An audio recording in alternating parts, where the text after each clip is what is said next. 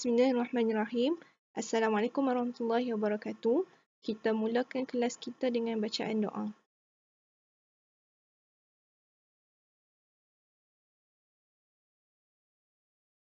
Okey, quotes of the class kita hari ini adalah daripada Ustaz Fahrul Muhammad Joy. Okey. Ustaz ni dia aktif untuk hasilkan buku-buku lah ataupun penulisan-penulisan yang orang kata apa bermanfaat lah Ustaz ni, Ustaz Fahrul. Okey, jadi Ustaz ni kata pendekkan angan-angan, panjangkan cita-cita.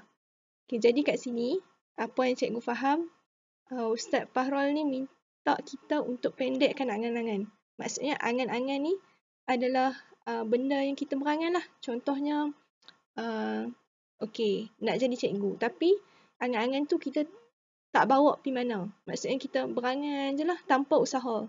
Sedangkan panjangkan cita-cita ni adalah angan-angan yang kita ambil, kita genggam dan kita azam lah untuk capai betul-betul. Okay. So, pendekkan angan-angan. Kalau nak berangan boleh, tapi set saja. Berangan set je. Lepas tu sambung dengan cita-cita. Cita-citakan apa yang kamu berangan tu. Panjangkan cita-cita. Okey, jadi hari ni kita nak masuk sikit saja, 8.1 je.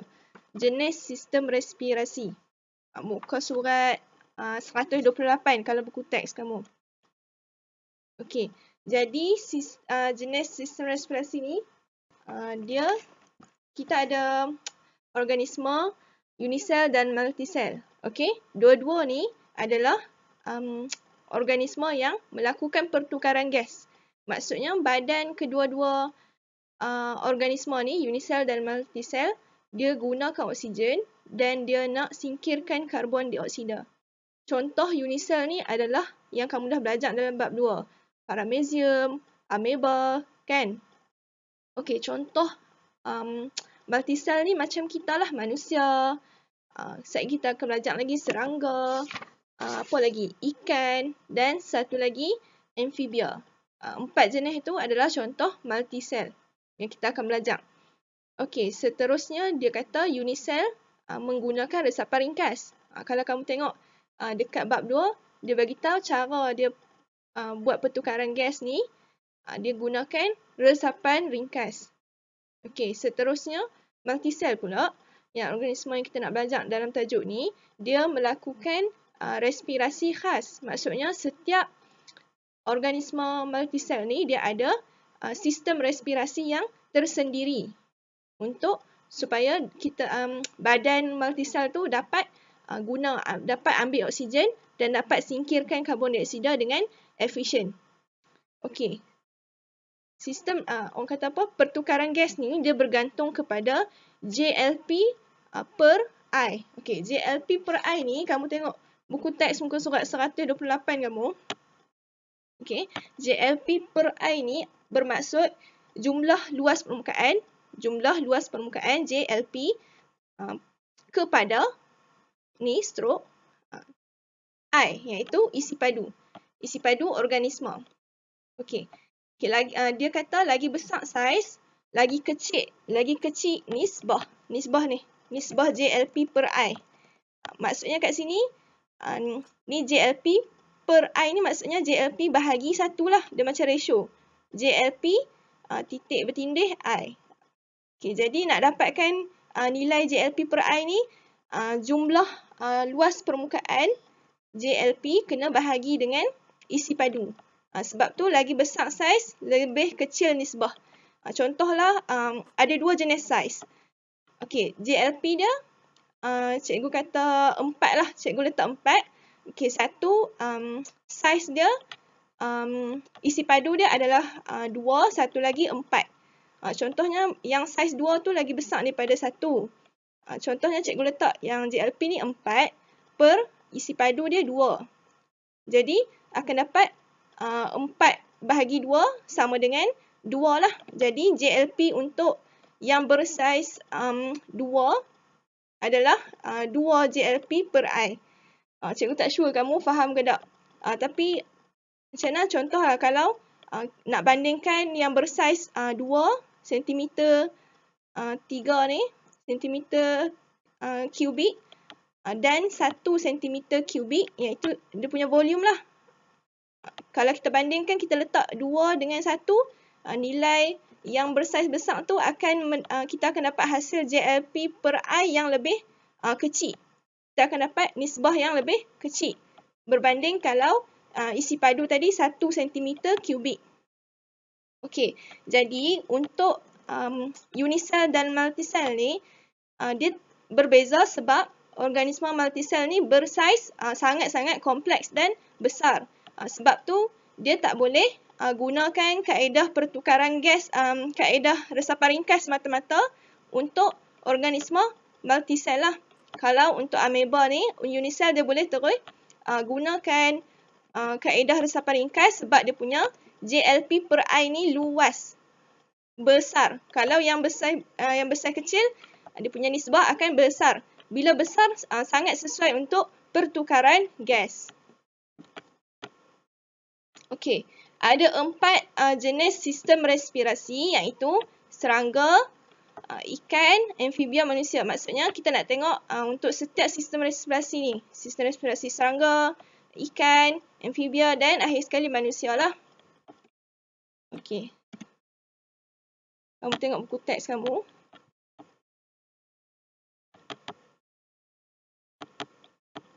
Okay, kamu tengok dia tulis kat sini kan.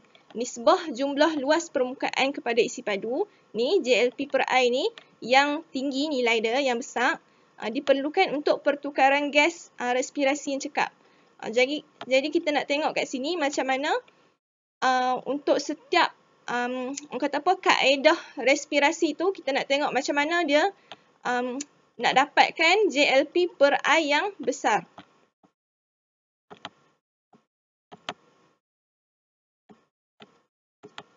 Okey. Jenis sistem pernafasan untuk serangga adalah sistem trakea. Dalam badan serangga ada satu sistem yang kita panggil sebagai sistem trakea. Okey. Okey, jadi kat sini kamu tengoklah dekat sini ada lubang-lubang. Kita panggil sebagai spirakel. Dekat spirakel ni dia bagi tahu ada liang-liang untuk keluar masuk udara. Dia dekat sinilah masuknya oksigen dan keluarnya karbon dioksida. Okey, dia akan daripada lubang spirakel ni dia akan melalui trakea ni yang panjang ni, trakea, dan akhir dia masuk sampai kat ujung-ujung. Kat ujung-ujung ni nipislah dia punya dinding, kita panggil sebagai trakeol. Okey, dekat trakeol ni hujung trakeol akan lekatnya sel-sel badan untuk grasshopper ni lah. Kita panggil serangga lah kan secara umumnya. Okey, dekat sel lekatan antara sel badan dan trakeol ni lah berlaku pertukaran gas. Okey, kamu tengok ciri-ciri trakeol. Trakeol ni bersifat nipis dan lembap. Okey, jadi disebabkan tu gas oksigen boleh meresap dengan mudah lah. Dekat sinilah barulah berlaku resapan ringkas. Dia tak berlaku secara langsung macam ameba. Dekat sinilah dia akan luaskan jumlah luas permukaan per isi padu. Okey, dekat sini. Jadi dapatlah oksigen diserap dengan banyak oleh sel badan dan dapat juga sel badan singkirkan karbon dioksida. Okey, untuk certain serangga ada depa akan ada kantung udara. Ni satu lagi kata apa, organ lah yang penting untuk dalam sistem trakea. Okey, seterusnya untuk ikan pula. Okey, untuk ikan macam biasalah kita tahu ikan bernafas melalui insang. Okey, tapi dia tak tahu dia punya insang ni cantik sangat-sangat. Dia ada panjang filamen-filamen insang. Okey, dekat insang ni ada filamen-filamen insang.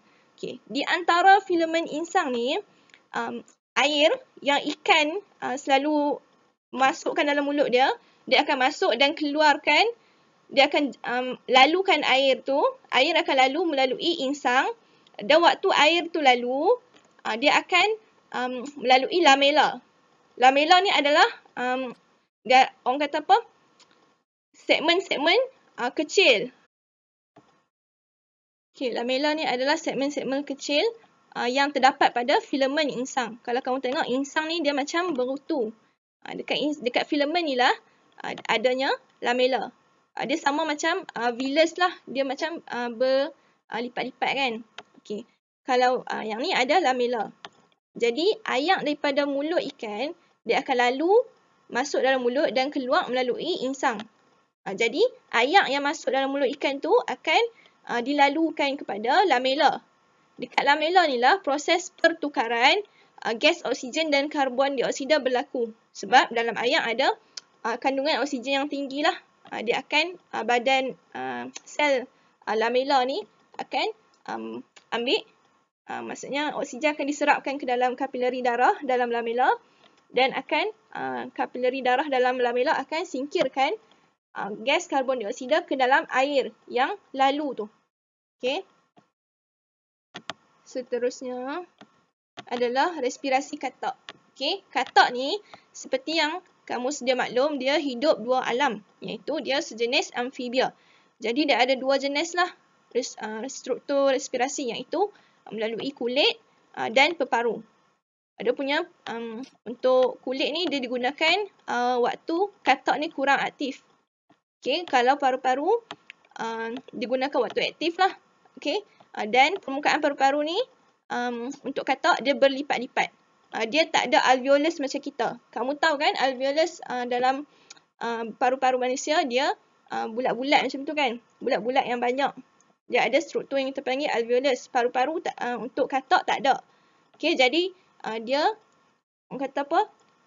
Allah bagi kat dia struktur paru-paru yang berlipat-lipat supaya dapat tambahkan jumlah luas permukaan untuk pertukaran gas yang efisien. Okey. Akhir sekali adalah struktur respirasi manusia. Macam kamu dah belajar, kita ada paru-paru. Dalam paru-paru ada trakea yang panjang tu. Dia tak lukis kat sini.